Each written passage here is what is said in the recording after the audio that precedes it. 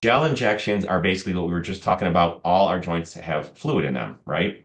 And so as we get older and as we get arthritis, the fluid thins out. It's not as good of a lubricant as it used to be. So they make these artificial joint fluid injections, which actually originally came from the rooster comb, that little red thing on the top of a rooster. And they're made out of, there's hyaluronic acid in those rooster combs. And our joint fluid, the main composition of it is hyaluronic acid. And you may have heard of hyaluronic acid. It's in all kinds of cosmetics and makeup and all kinds of stuff nowadays.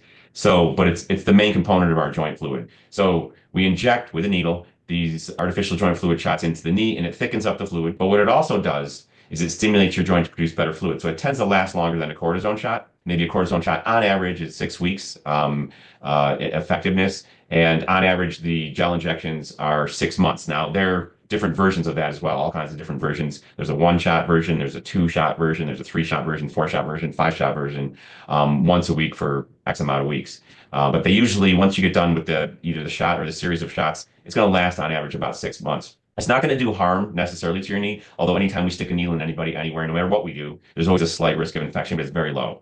So it's not necessarily going to do harm, but it's not going to fix the root cause of the problem. And if you have a bone problem, it's not going to take care of that.